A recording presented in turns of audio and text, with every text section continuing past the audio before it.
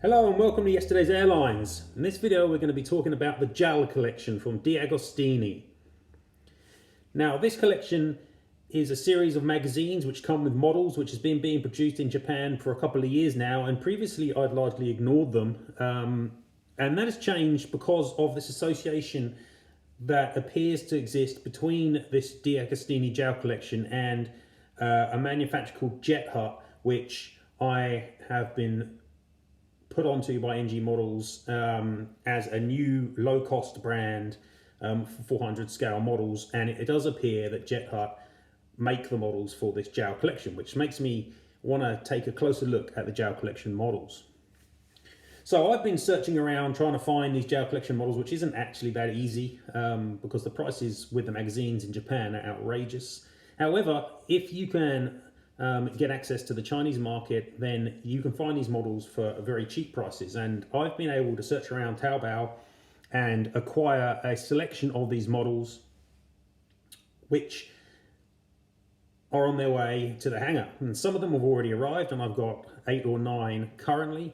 And I'm gradually working my way through taking a look at the many different molds which this JAL Collection uses to see kind of what they look like, what sort of thing we might be able to expect from Jet Hut in the future if indeed they turn into a new manufacturer and they're producing low-end 400 scale models using these molds. So in this series of videos I'm going to be taking a look through the different molds that I've been able to acquire and see what I think of those in comparison to other 400 scale models of a similar type. Now obviously these are supposed to be low-end, cheap 400 scale models. They don't have all the bells and whistles you'd expect from someone like NG or Gemini. You're going to have relatively ordinary printing, relatively simple molds, older style, cradle mounts, no aerials, no rolling gear, that kind of thing. Okay, so you've got to bear this in mind when you look at these, and I'm being told that in the future, if Jet Hut make models, they will be in the price range of $15 or so, which is pretty much what I was able to acquire these models for. So anyway, with all that out of the way, let's get on and start having a look at some of these Jet Hut stroke JAL Collection Agostini molds. In this video, we're going to be taking a look at the JAL Collection Agostini Embraer 170. Now, one of the nice aspects about this JAL Collection is that they've not ignored regional airliner types. For example, they've released a Saab 340 and a Dash 8 Q400, neither of which sadly I've been able to get hold of. Having said that, I was able to get hold of this pair of Embraer 170s, and as with the other smaller aircraft types, when they are small, then they release 2 models with the 1 magazine issue. So in this case, we've got 2 examples of a J-Air Embraer 170. Now, as you can see in the background, I don't own any Embraer 170s in 400 scale other than these, but I do own an Embraer 190, so that can be used to compare. This is the jcwings Gemini mold, and you can see straight away that they look quite different, and I think that overall this JAL Collection Embraer 170 is one of the weaker JAL Collection molds, but that doesn't necessarily mean that it has no value at all. So let's get in and have a look at these JAir 170s and see what we think. So here's JA228J in close-up. As you can see, it shares many features with other JAL Collection molds.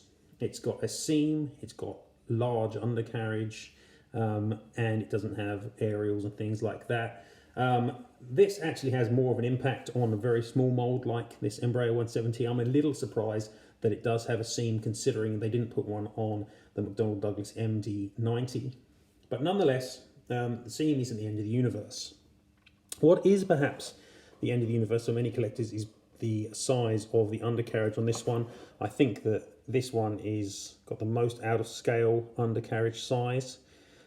They are clearly too big, both the main and the nose gears, especially the nose gears. And if you compare this to what JC have done with this Embraer 190, you can see how much larger they really are. They are a lot larger. Having said that, I think actually on the Embraer done by JC, the nose gear is actually too small, but you can see it's a lot larger. So that's a major problem, and I think that'll knock this one on the head for a lot of collectors. But Nonetheless, if you want to have a model airport and you want to have, say, 20 Embraer 170s, you know, in your regional area, do they all need to be, you know, as good as that jcwings Gemini, or is it okay to have something smaller that you can get by en masse for your model airport? I don't know. And if they produced a good range of these, would you not buy them, considering nobody else barely makes any RJs? Again, I don't really know. Now, the undercarriage isn't the only issue with this mould, I have to admit. If you look at the side of it, then I don't think they've got the nose profile here correct. Embraer 170 has quite an unusual nose profile, and this isn't it. This line here should curve upwards more and produce that characteristic asymmetric shape that the Embraer E-Jet series has. I actually don't think that Gemini have necessarily got it 100% correct on this mould either, but it's certainly better. So I think that, again, there's issues here at the nose of this mould, which kind of damages the whole thing overall. And in fact, if you just can't hold the nose and look at the mould itself without it, the mould looks a lot better. In the same way, however, if you hide the landing gear, the mould looks a lot better. And it certainly doesn't help that they've not printed the cockpit windows here particularly well. But it is actually interesting, if you get rid of the landing gear, how much better the mould looks overall. So, what's going on with the rest of the mould? Well, we've got the usual kind of detailing, decent wing detailing going on here. The shape's certainly fine. Again, they put the effort in to show the wheel wells, which is good. The engines are quite nicely sized, nicely shaped. I think the pylons are okay, except for this portion of the front, which again is quite similar to other JAL Collection moulds. We've also got the seam, not the end of the universe, but obviously not ideal. The best part of the mould is probably the rear, where the tail and the stabilizers and the tail cone all look pretty good. So it gets worse as it moves forward, but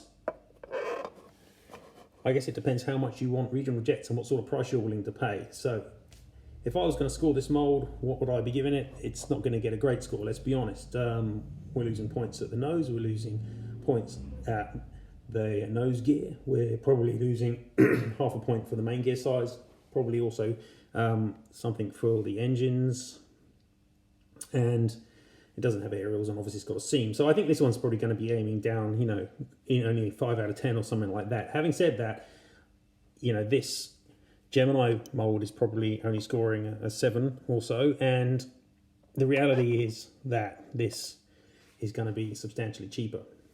And I don't think it's really fair to look at these JAL Collection models in the same way as a standard 400 scale. But would I buy this model and would I display it with the rest of my fleet? I don't know. Probably not, I admit. But would I display it on a model airport as part of a larger diorama? Yeah, I probably would, if it was the right kind of airline. And it's not too bad in that regard. I mean, if we look at the other one, it looks very similar, and different scheme obviously, but otherwise the details are broadly the same. So I think, again, there are changes they could make quite easily to this mould that would improve it, certainly in the landing gear and the way they printed the cockpit windows, which would, you know, improve the mould substantially. And if they did that, I think that, you know, the mould is going to be scoring a much better score, and it's not too bad if you've got better sized undercarriage. But I can understand why, for some people, the undercarriage would be a real deal breaker.